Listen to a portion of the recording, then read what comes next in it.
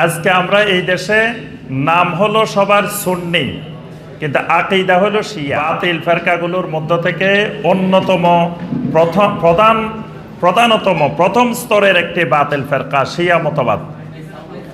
এই শিয়া মতবাদ আমাদের এই আহলুস সুন্নাহ ওয়াল জামাতকে বা সুন্নি আকীদাকে নষ্ট করার মূল কারিগর যারা, তারা হলো শিয়া।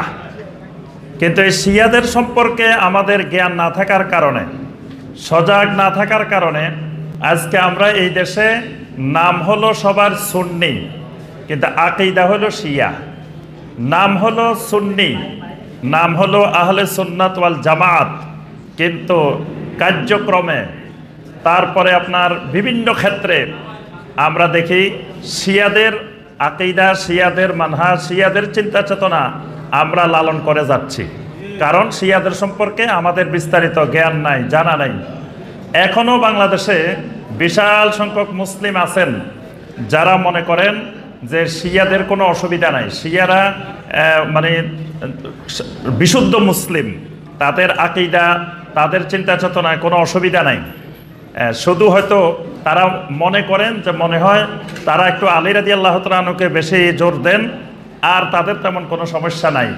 অধিকাংশ মুসলিম এরকম চিন্তা চেতনা পোষণ করে থাকেন, এবং অনেক বড় বড় উচ্চস্তরের শিক্ষিত মানুষ, ইসলামী জ্ঞানে শিক্ষিত মানুষ, তারাও মনে করেন যে শিয়াদেরকে কুফরি বলার বা শিয়াদের আকীদাকে, চিন্তা চেতনাকে কুফরি বলার কোনো কারণ নাই। তারাও আমাদের মতো মুসলিম, সুতরাং আমাদের শিয়াদের সাথেও ঐক্য করা দরকার। শিয়া হোক, সুন্নি হোক, যেই হোক, আমাদের ঐক্য দরকার। তাহলে বোঝা গেল যে শিয়ারা কত ভয়ঙ্কর, শিয়া মতবাদ, শিয়া আকীদা কত ভয়ঙ্কর ঈমান আকীদার জন্য, সেই বিষয়ে আমরা সজাগ নই। যত জাল হাদিসের আবিষ্কার হয়েছে, এই জাল হাদিসের আবিষ্কারের পিছনে শিয়াদের ভূমিকা বিশাল আকারে ছিল। মুসলিমদের মধ্যে একের পর এক যত গৃহযুদ্ধ, যত ফিতনা, যত সমস্যা তৈরি হয়েছিল, এগুলার পিছনে শিয়াদের বিশাল হাত ছিল। এই জন্য তারা এক এক সময় এক এক নাম দিয়ে, এক এক সিস্টেমে তারা সুন্নিদের মধ্যে বিভিন্ন আকীদা, চিন্তা চেতনা প্রবেশ করায়। সুন্নিরা এই ক্ষেত্রে টেরও পায় না। সবসময় তারা শিয়া নামে সুন্নিদের মধ্যে প্রবেশ করে না। এক এক সময় এক এক নাম দিয়ে, এক এক মাধ্যমে তারা সুন্নিদের ভিতরে প্রবেশ করে থাকে। বাংলাদেশে দেখবেন পাক পাঞ্জাতনের নামে প্রত্যেক মুসলিমের ঘরে ঘরে শিয়া আকীদা, শিয়া চিন্তা চেতনা ঢুকে আছে। দেখবেন ক্যালেন্ডারের ভিতরে হাত একটা দিয়ে 5টা আঙ্গুল দেওয়া আছে। এই আঙ্গুল, এই হাত অসংখ্য মুসলিমের ঘরে ঘরে আছে, এবং এটাকে পাক পাঞ্জাতন তারা নাম দিয়েছে। এই পাক পাঞ্জাতনের শিরকি আকীদা বাংলাদেশের মানুষের ভিতরে ঢুকে আছে। শিয়া আকীদাটা, পাক পাঞ্জাতনের আকীদা, শিয়াদের এই ভ্রান্ত আকীদা সুন্নিদের ঘরে ঘরে, সুন্নিদের রন্ধ্রে রন্ধ্রে প্রবেশ করে আছে। শিয়ারা এই পাকের আবিষ্কারক। 5টি পাকের, তারা পাক পাঞ্জাতন মানে 5টি পাক তারা আবিষ্কার করেছে। এই পাকের খপ্পরে পড়ে এই দেশের সুন্নিরা দেখবেন অধিকাংশ জায়গায় আল্লাহ রাব্বুল আলামিনকেও বলে আল্লাহ পাক, নবী সাল্লাল্লাহু আলাইহি ওয়াসাল্লামকেও বলে রাসূলে পাক, হুজুরে পাক। এটা সবার মুখে মুখে থাকে, শুধু সাধারণ মানুষ নয়, বড় বড় আলেম ওলামাদের মুখেও সবসময় থাকে হুজুরে পাক সাল্লাল্লাহু আলাইহি ওয়াসাল্লাম ফরমাইয়াছেন, রাসূলে পাক সাল্লাল্লাহু আলাইহি ওয়াসাল্লাম ফরমাইয়াছেন। তাহলে নিজের অজ্ঞাত মানে সারে, নিজের অজান্তেই শিয়াদের ওই চিন্তা চেতনা লালন করে যাচ্ছি আমরা। শিয়াদের যে বিভ্রান্তমূলক আকীদাগুলো, এগুলো এক একটা আকীদা ভয়ঙ্কর কুফরি আকীদা। যেমন শিয়ারা সাহাবায়ে কেরামের ব্যাপারে যে আকীদা পোষণ করে থাকে, এই আকীদা কুফরি আকীদা। প্রত্যেক সাহাবায়ে কেরামকে মহব্বত করা, সাহাবায়ে কেরামকে ভালোবাসা, সাহাবায়ে কেরামের প্রতি সবসময় ভালো দৃষ্টি পোষণ করা, এটা আহলুস সুন্নাহ ওয়াল জামাতের আকীদার একটি গুরুত্বপূর্ণ অংশ।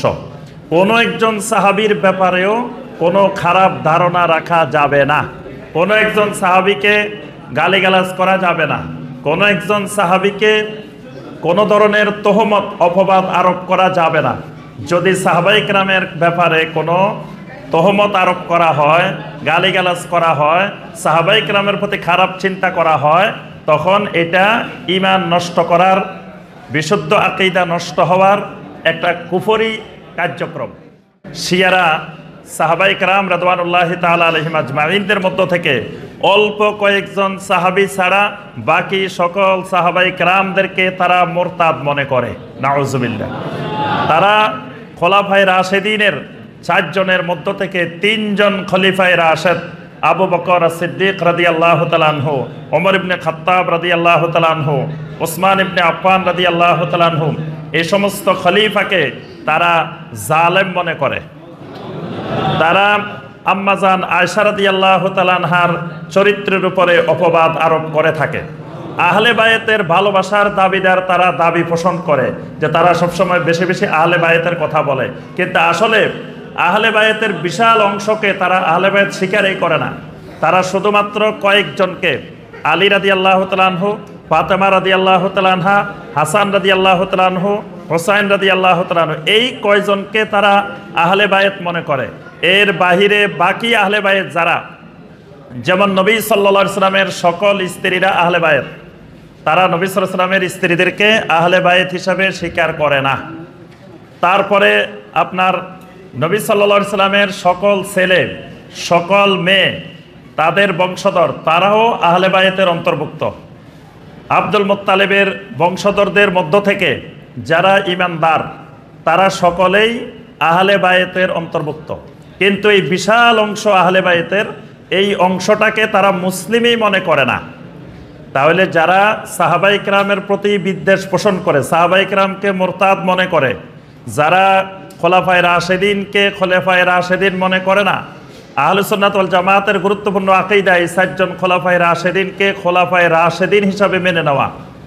এই জন্য, কারণ এই 4 জন খলিফাকে খোলাফায়ে রাশেদিন হিসাবে মেনে না নিলে এই সময়ের মধ্যে ইসলামের অনেক বিধি বিধান, অনেক হুকুম আহকাম, অনেক দ্বীনের গুরুত্বপূর্ণ বিষয়ে যে সকল সিদ্ধান্ত হয়েছে, এই সিদ্ধান্তের উপরেই সন্দেহ এসে যাবে, ঈমান হুমকির মুখে পড়বে।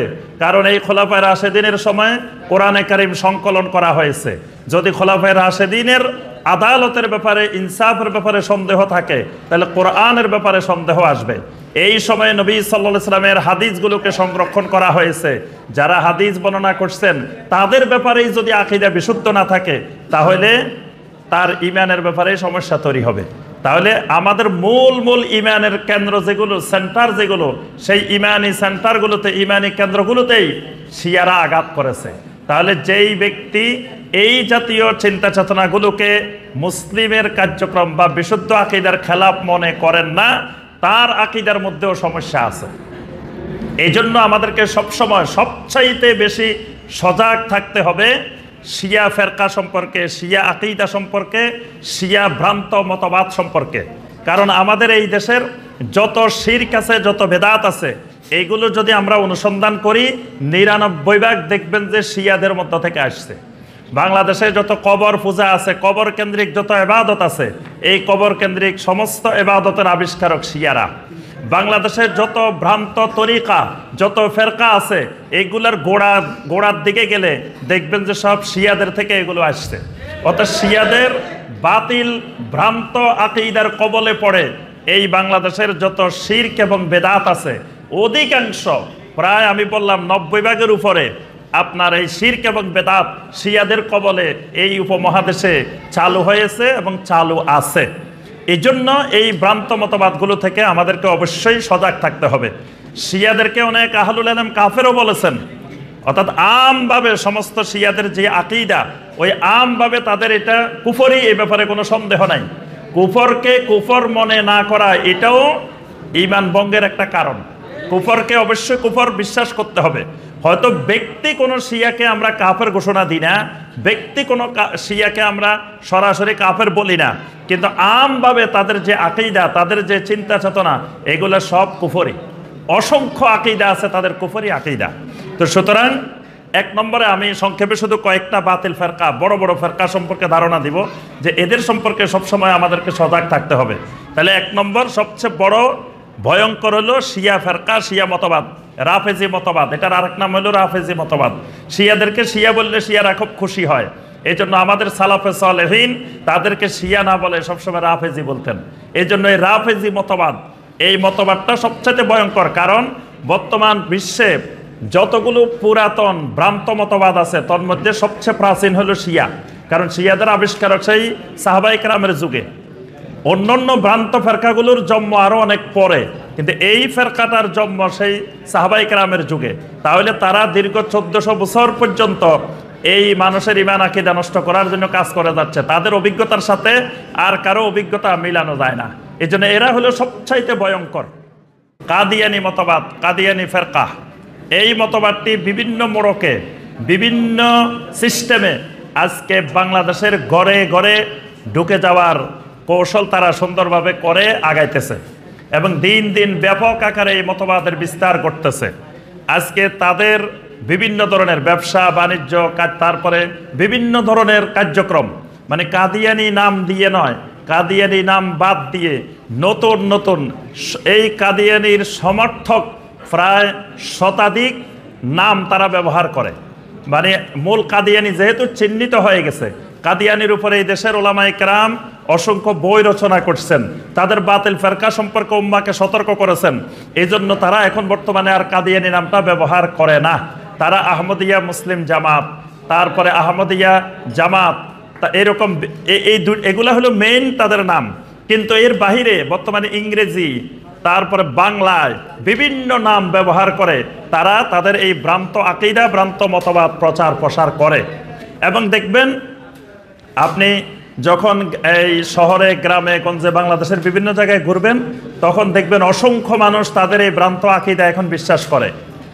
আমি এই গত কয়েকদিন আগেই কিছু ভাইয়ের সাথে এক জায়গায় কথা হইতেছিল, তা আমাকে প্রশ্ন করলেন যে আপনারা বলতেছেন যে গোলাম আহমদ কাদিয়ানি, মির্জা গোলাম আহমদ কাদিয়ানি, ওনাকে নবী হিসাবে বিশ্বাস করলে ঈমান চলে যাবে, এটা কুফরি, যে খতমে নবুয়ত বিশ্বাস না করলে। তা আপনারাই আবার বলতেছেন যে ঈসা আলাইহিস সালাম পৃথিবীতে আসবেন, তো ঈসা আলাইহিস সালামও তো একজন নবী, তিনিও তো আসবেন। তাহলে নবী সাল্লাল্লাহু আলাইহি সাল্লামের পরে যদি নবী না থাকে, যদি নবী না আসেন, তো ঈসা আলাইহিস সালাম তো নবী, তিনি তো আসবেন। তাহলে আপনাদের কথার সাথে তো এই কথার মিল হইল না। তা আমি বললাম যে ঈসা আলাইহিস সালাম তো তিনি নবী হিসাবে আসবেন না, তিনি আসবেন একজন সাধারণ উম্মত হিসাবে, তিনি নবুয়ত নিয়ে আসবেন না, রিসালত নিয়ে আসবেন না। তো বলেন যে আমরা তো গোলাম আহমদ কাদিয়ানিকে তিনি নবুয়ত রিসালত নিয়ে আসছেন তা বলি না, আমরাও বলি যে তিনি এই উম্মতের নবী, উম্মতি নবী, তিনি উম্মতি নবী, নতুন নাম দিয়েছেন তারা উম্মতি নবী। যে ঈসা আলাইহিস সালাম যেমন এই উম্মতের একজন নবী, তো এই মির্জা গোলাম আহমদ কাদিয়ানি সাহেব তিনিও এই উম্মতের একজন উম্মতি নবী। অর্থাৎ তিনি নতুন কোন নবুয়ত রিসালতের ঘোষণা, নতুন কোন শরীয়ত তিনি প্রণয়ন করেন না। তিনি নবী সাল্লাল্লাহু আলাইহি সাল্লাম শেষ নবী। এখন তাদের বিভিন্ন বই পুস্তক সব জায়গায় বড় বড় করে দেওয়া আছে যে মুহাম্মদ রাসূলুল্লাহ সাল্লাল্লাহু আলাইহি সাল্লাম শেষ নবী, এই ব্যাপারে কোনো সন্দেহ নাই। তাদের সব জায়গায় কালেমা লেখা আছে লা ইলাহা ইল্লাল্লাহু মুহাম্মাদুর রাসূলুল্লাহ, এইভাবে তাদের কালেমা লেখা আছে। যে তারা এখন ব্যাপক আকারে প্রচার করতেছে যে আমরা মুহাম্মদ সাল্লাল্লাহু আলাইহি সাল্লামকে শেষ নবী হিসাবে বিশ্বাস করি, আমাদের ব্যাপারে যেটা বলা হয় সেটা ঠিক নয়। এবং তারা এখন বিভিন্ন ইউটিউবে, ফেসবুকে, অনলাইনে অনেকগুলা তাদের চ্যানেল খোলা হয়েছে। ওই সকল চ্যানেলে তারা লাইভ প্রশ্ন উত্তর করে। তাদের আলেমেরা ছদ্মবেশে বসে বসে বিভিন্ন নাম দিয়ে দিয়ে মানুষের আকীদা নষ্ট করার জন্য প্রশ্নোত্তরের প্রোগ্রাম করে, বিভিন্ন আলোচনা করে। তাদের অনেকগুলো টিভি চ্যানেলে তাদের পক্ষ থেকে আলোচনা করা হয় বিভিন্ন নামে। অর্থাৎ এই উম্মতি নবী নাম দিয়ে মানুষের ঈমান আকীদা নষ্ট করার পায়তারা চলছে। আমি বললাম ঠিক আছে, যদি ঈসা আলাইহিস সালাম উম্মতি নবী, ঠিক মির্জা গোলাম আহমদ কাদিয়ানি সাহেব এই উম্মতি নবী, তো ঈসা আলাইহিস সালামের নামে তো পৃথিবীতে আলাদা কোনো একটা দল, আলাদা কোনো একটা ফেরকা সৃষ্টি হবে না। তা কাদিয়ানি সাহেবের নামে কেন আলাদা একটা দল, আলাদা একটা ফেরকা সৃষ্টি করার দরকারটা কি? অন্যান্য মুসলিম যেমন আপনিও তেমন, তো ঈসা আলাইহিস সালাম আসলে তো মুসলিমদের একটা দল সৃষ্টি হবে না যে এরা সব ঈসাই মুসলিম, বাকিরা সব মুহাম্মদি মুসলিম, এরকম তো কোনো আলাদা দল হবে না। ঈসা আলাইহিস সালামও আমরা যেরকম মুসলিম, ঈসা আলাইহিস সালামও এরকম মুসলিম। তাহলে আপনারা আহমদিয়া মুসলিম, আবার আপনারা উনাকে একজন আলাদা উম্মতে নবী হিসাবে বিশ্বাস করে, আলাদা মতবাদ, আলাদা ফেরকা, এগুলো তৈরি হওয়ার কারণটা কি?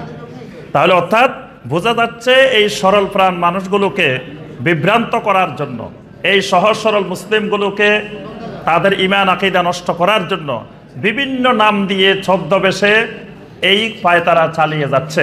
এই জন্য আমার সম্মানিত ভাই ও বোনেরা, কাদিয়ানি মতবাদ সম্পর্কে কিছু লেখাপড়া করবেন।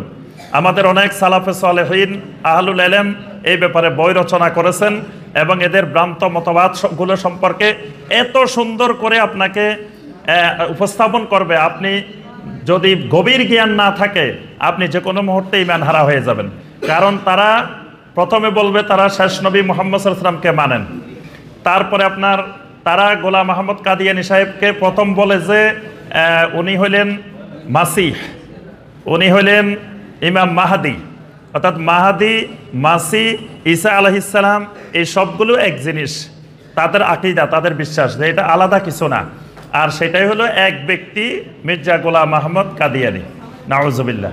আবার তারা বলে যে এই ক্ষেত্রে ঈসা আলাইহিস সালামের সময়, মাহাদির সময় যে হাদিসগুলো বর্ণিত আছে, এই প্রত্যেকটা হাদিসের তারা বিকৃত ব্যাখ্যা করে এই হাদিসগুলোর ব্যাখ্যা তারা দাঁড় করিয়েছে। এবং ঈসা আলাইহিস সালামের ব্যাপারে কোরআনে কারিমে যতগুলো আয়াত আছে, ওয়া ইন্নী মুতাওয়াফিকা ওয়া রাফিউকা ইলাইয়া, এর তারা অনেক ব্যাখ্যা দাঁড় করাইছে। যে আল্লাহ বলছেন ওয়া ইন্নী মুতাওয়াফিকা, যে আমি আপনাকে মৃত্যু দান করছি। তাওয়াফি, ওয়াফাত, তারা বলে যে ওয়াফাত মানে তো মৃত্যু। তো তাহলে তো ঈসা আলাইহিস সালামের মৃত্যু হয়ে গেছে, আপনারা আবার বলতেছেন কেন ওই ঈসা আলাইহিস সালাম আসবেন? ওই ঈসার মৃত্যু হয়ে গেছে, এই ঈসা যিনি আসবেন উনি মির্জা গোলাম আহমদ কাদিয়ানী, নাউজুবিল্লাহ। অর্থাৎ বিভিন্নভাবে এই বিষয়গুলোকে ফেঁসিয়ে গুছিয়ে আপনার আমার আকীদা নষ্ট করার জন্য কাজ করে যাচ্ছে। 3 নম্বর বিষয়, ঈসাই মুসলিম নামে নতুন আরেকটি ভ্রান্ত মতবাদের জন্ম হয়েছে, ব্যাপক আকারে প্রচার প্রসার চলতেছে ঈসাই মুসলিম। এবং তারা প্রত্যেক নবীর জীবনী তারা বের করেছে, নিজেরা বের করেছে, এবং বইগুলো দেখলে মনে হবে এগুলো একেবারে মানে ভালো আলেমের মুসলিমদের লেখা। পরিভাষাগুলো সব ইসলামী পরিভাষা ব্যবহার করে ঈসাই মুসলিমের দিকে মানুষকে দাওয়াত দেওয়া হচ্ছে। কোরআনে কারিমে ঈসা আলাইহিস সালামের ব্যাপারে যতগুলো আয়াত আছে সবগুলো আয়াতে কারিমাকে একত্রিত করে তারা এগুলো মানুষের সামনে উপস্থাপন করতেছে, এবং তারা বলতেছে যে আল্লাহ সুবহানাহু ওয়া তাআলা সব মুসলিমকে বলছেন, ইয়া আইয়ুহাল্লাযীনা আমানু কুনু আনসারাল্লাহি কামা ক্বালা ঈসা ইবনে মারইয়াম লিল হাওয়ারিয়িন মান আনসারি ইলাল্লাহ ক্বালাল হাওয়ারিয়ুনা নাহনু আনসারুল্লাহ। ঈসা আলাইহিস সালামের উম্মতেরা যেমনিভাবে বলছিল নাহনু আনসারুল্লাহ, ঠিক উম্মতে মুহাম্মদীকেও আল্লাহ রাব্বুল আলামিন বলছেন কুনু আনসার আল্লাহ। অর্থাৎ ঈসা আলাইহিস সালামের উম্মতের হাওয়ারিদের মতো এই উম্মতকেও আনসারুল্লাহ হইতে বলছেন। আর এই আনসারুল্লাহ যারা, তারাই হলো ঈসাই মুসলিম, নাউজুবিল্লাহ। এই জন্য মুসলিমদের আকীদা নষ্ট করার জন্য ঈসাই মুসলিম নামে আরেক ভ্রান্ত মতবাদ, ভ্রান্ত ফেরকা ব্যাপক আকারে কাজ করে যাচ্ছে। 4 নম্বর যেই ফেরকাটা, সেটি হলো আহলুল কোরআন। আহলুল কোরআনের ফেরকাও অনেক পুরাতন, কিন্তু বর্তমানে এই ফেরকার বিস্তার ব্যাপক আকারে ঘটতেছে।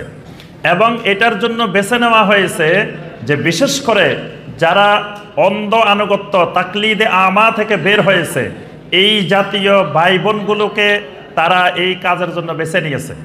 বিশেষ করে যে সমস্ত ভাই বোনেরা অন্ধ অনুকরণ, অন্ধ তাকলিদ থেকে বের হয়েছে, এদেরকে অনেকগুলো ভ্রান্ত ফেরকা টার্গেট করেছে। এদেরকে খারেজিরা একদিকে টানে, আহলুল কোরআন একদিকে টানে, বিভিন্ন মানহাজের অনুসারীরা এদেরকে টানে। কারণ সহজেই বুঝতে পারে যে এই লোকটা এখন আর কারো অন্ধ আনুগত্য করে না, এই লোকটাকে যদি একটু কোরআন হাদিস দিয়ে বোঝানো যায় লোকটা আমার দিকে চলে আসবে। এই জন্য কোরআন এবং সুন্নাহকে ব্যবহার করে, কোরআন এবং সুন্নাহর বিকৃত ব্যাখ্যা তুলে ধরে এদেরকে বিভ্রান্ত পথে নেওয়ার জন্য চতুর্দিক থেকে চতুর্মুখী আক্রমণ চলছে।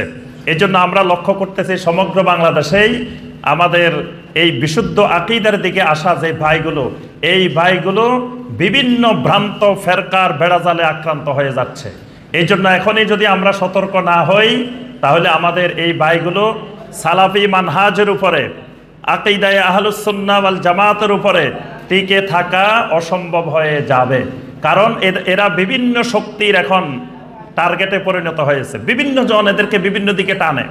এজন্য দেখা গিয়েছে এরা সালাফি মানহাজ না বোঝার কারণে, এরা সালাফদের মানহাজকে ভালোভাবে অনুধাবন না করার কারণে কিছুদিন দেখা যায় আমাদের সম্মানিত শাইখদের প্রোগ্রামে আসেন, কথা শুনেন, লেকচার শুনেন, শোনার পরে কিছুদিন পরে তার কাছে আর এগুলো ভালো লাগে না। তার কাছে মনে হয় আরে এখানে তো কোনো জেহাদের কথা কয় না, তাহলে সুতরাং যারা জেহাদের কথা কয়, কোরআনে এত জেহাদের আয়াত আছে আর এরা কোনো জেহাদের আলোচনাই করে না, তাহলে এটা ঠিক না, এবার আমাদেরকে জেহাদের দিকে ধাবিত হইতে হবে। এই কথা মনে করে জঙ্গিবাদের দিকে অনেক ভাই এইভাবে বিভ্রান্ত হয়ে যাচ্ছে। আবার কেউ কেউ মনে করে যে আমরা উমুক মাহফিলে গেলে বক্তা আমাদের রক্ত গরম করে ফেলে, স্লোগান দিতে দিতে আমরা মাঠ কাঁপাই ফেলি, এখানে কোনো রক্ত গরম হয় না, কোনো দিন কায়েমের কথা হয় না, কেমন খালি ঠান্ডা ঠান্ডা কথা হয়, এটাও তো ভালো লাগে না। তখন দেখা যায় আরেক বিভ্রান্ত মানহাজের দিকে চলে যায়। এইভাবে বর্তমানে অনেকগুলো গোষ্ঠী এদেরকে টার্গেটে পরিণত করেছে, এদেরকে বিভিন্ন দিকে টেনে নেওয়ার জন্য। এই জন্য সবসময় আহলুস সুন্নাহ ওয়াল জামাতের আকীদা এবং সালাফে সালেহিনদের মানহাজের উপরে অটল এবং অবিচল থাকতে হবে। এর জন্য এই সবসময় এগুলো চতুর্দিকে চোখ কান খোলা রাখতে হবে, চারিদিকে একটু ভালোভাবে গভীরভাবে দৃষ্টি দিতে হবে, চোখ বন্ধ করে চলা যাবে না। আহলে কোরআনের ফিতনা থেকে বাঁচার জন্য খুব কঠিন সতর্ক থাকতে হবে। আহলে কোরআন ইসলামের ছদ্মবেশে আপনার কাছে কোরআনে কারিমের সুন্দর সুন্দর আয়াত উপস্থাপনের মাধ্যমে আপনাকে নবী সাল্লাল্লাহু আলাইহি ওয়াসাল্লামের হাদিস থেকে বিমুখ করার জন্য প্রথম কাজ করে থাকে। কারণ একজন মানুষকে বিভ্রান্তির দিকে নিতে হলে প্রথম কাজ করতে হয় আপনাকে সহিহ হাদিস থেকে বিমুখ করতে হয়। কারণ কোরআনে কারিমের ব্যাখ্যা বিকৃতভাবে উপস্থাপন করা যায়, কোরআনে কারিমের একটা আয়াতের 10 রকমের ব্যাখ্যা দেওয়া যায়, কিন্তু নবী সাল্লাল্লাহু আলাইহি ওয়াসাল্লামের সহিহ হাদিসের কোনো ব্যাখ্যা বিকৃত ব্যাখ্যা উপস্থাপন করা যায় না। কারণ হাদিস তো নিজেই ব্যাখ্যা, এটাকে আর ব্যাখ্যা করবে কি? কোরআনে কারিমকে আল্লাহ রাব্বুল আলামিন মুজমাল হিসাবে নাজিল করেছেন, সংক্ষিপ্ত আকারে, আর এটার তাফসীর হলো মুফাসসাল হলো নবী সাল্লাল্লাহু আলাইহি ওয়াসাল্লামের হাদিসগুলো। তা হাদিস যদি কেউ অস্বীকার করে তাহলে তাকে বিভ্রান্ত করা, গোমরা করা সহজ।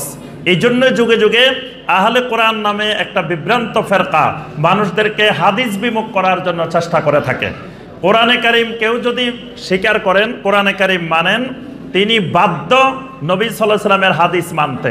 যদি কেউ নবী সাল্লাল্লাহু আলাইহি ওয়াসাল্লামের সহিহ হাদিসকে অস্বীকার করেন, তার কোরআনেই মানা হবে না, কারণ কোরআনেই তাকে বাধ্য করবে নবী সাল্লাল্লাহু আলাইহি ওয়াসাল্লামের হাদিস মানার জন্য। কারণ কোরআনে কারিমের ব্যাখ্যাটাই হলো নবী সাল্লাল্লাহু আলাইহি ওয়াসাল্লামের হাদিস। আল্লাহ পাক সূরা নাহলের 44 নম্বর আয়াতে কারিমে বলছেন, ওয়া আনজালনা ইলাইকাজ যিকরা লিতুবাইয়িনা লিন-নাসি মা নুযিলা ইলাইহিম।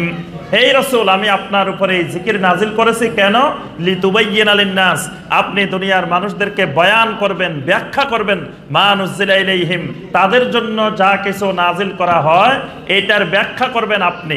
তো নবী সাল্লাল্লাহু আলাইহি ওয়াসাল্লামকে আল্লাহ রাব্বুল আলামিন দায়িত্বই দিয়েছেন কোরআনে কারিমের ব্যাখ্যা করার জন্য। তো সে ব্যাখ্যাই যদি আমি না মানি তাহলে কোরআন মানা কখনো সম্ভব নয়। কোরআনে কারিম মানতে হলে, আল্লাহর হুকুম পালন করতে হলে প্রত্যেকটা বিষয় নবী সাল্লাল্লাহু আলাইহি ওয়াসাল্লামের হাদিস থেকে গ্রহণ করা লাগবে। এই জন্য হাদিস বিমুখ হয়ে সঠিক হেদায়েতের উপরে থাকা সম্ভব না। এই জন্য কেউ যদি হাদিস ছাড়া শুধু কোরআন মানতে চায়, এটা কুফরি মতবাদ, এটা বিভ্রান্ত মতবাদ, এটা ঈমান হারা হওয়ার মতবাদ। এই জন্য এই আহলে কোরআনের ফিতনা থেকে দূরে থাকার চেষ্টা করবেন।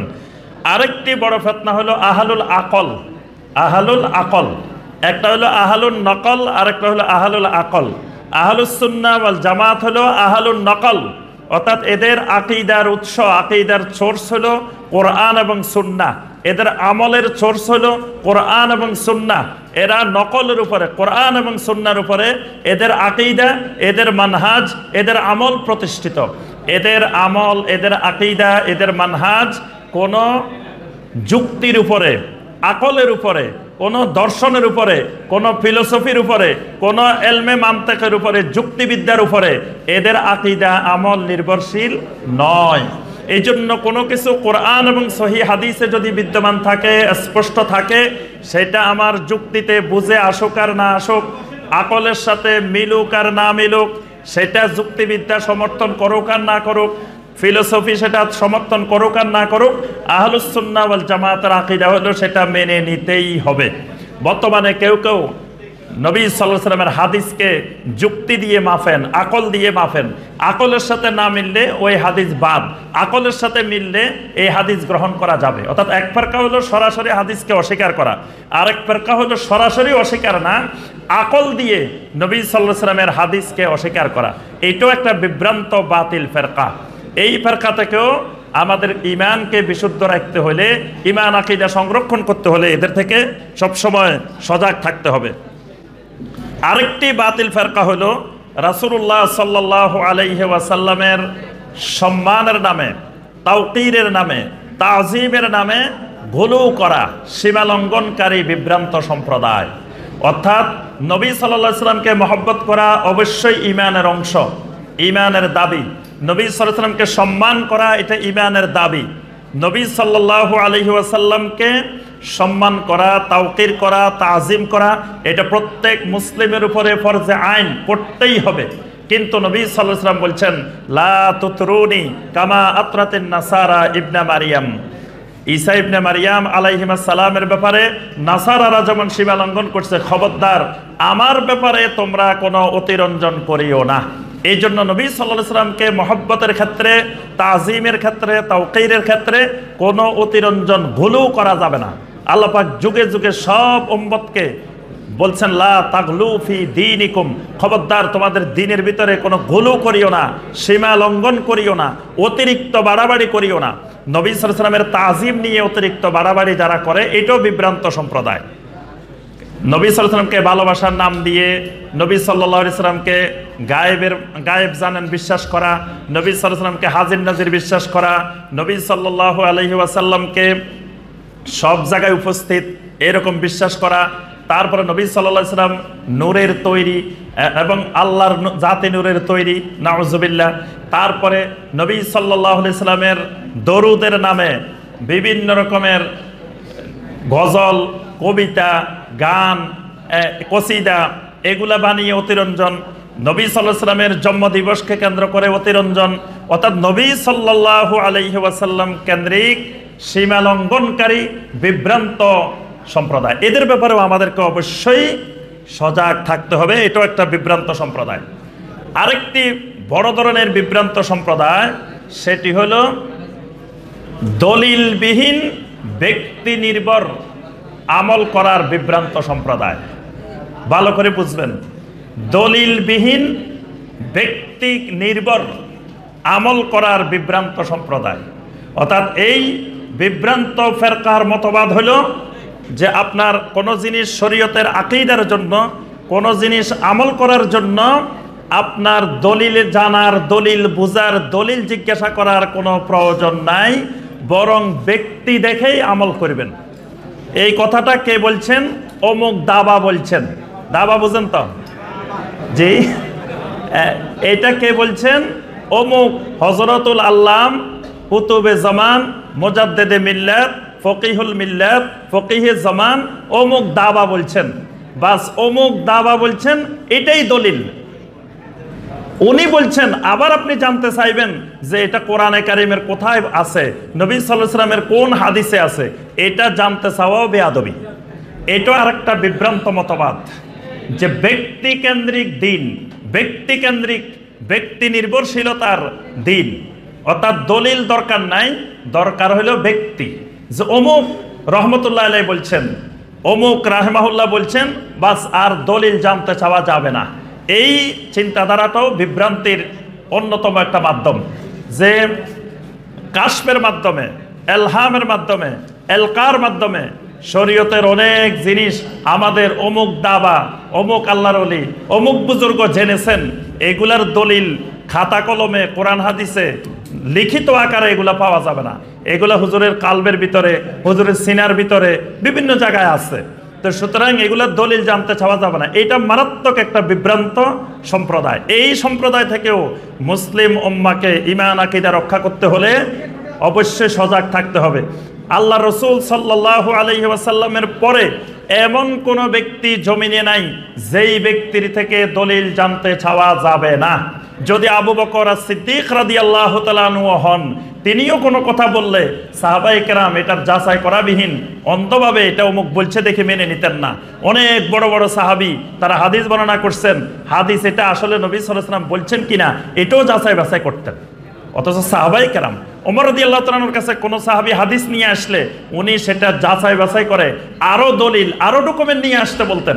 তাহলে সাহাবায়ে কেরাম যারা জান্নাতের সনদপ্রাপ্ত আল্লাহর ওলি, যাদেরকে আল্লাহ রাব্বুল আলামিন জান্নাতের সার্টিফিকেট দিয়েছেন, তাদের হাদিস বর্ণনাকেও সাহাবায়ে কেরাম যাচাই বাছাই করতেন। তাহলে অন্য কোনো ব্যক্তি পৃথিবীতে কিয়ামত পর্যন্ত যাচাই বাছাইয়ের ঊর্ধ্বে নেই। যদি কেউ বিশ্বাস করে যে অমুক ব্যক্তিটা যাচাই বাছাইয়ের ঊর্ধ্বে কোনো যাচাই করা যাবে না, তাহলেও এটা মারাত্মক একটি বিভ্রান্তকর সম্প্রদায়, এবং এই সুযোগটা দিয়েই শিরক এবং বেদাতের অনুপ্রবেশ ঘটে। এজন্য এই ছিদ্রটা সবসময় বন্ধ রাখতে হবে। ব্যক্তি যত বড়ই হোক, আমি ব্যক্তি নির্ভর হব না, আমি দলিল নির্ভর হব। ব্যক্তিকে সম্মান করব, ব্যক্তিকে অবশ্যই তাজিম করব, ব্যক্তিকে তাওকির করব, সমস্ত ওলামায়ে কেরামদেরকে সম্মান করব, কারো প্রতি অসম্মান করব না।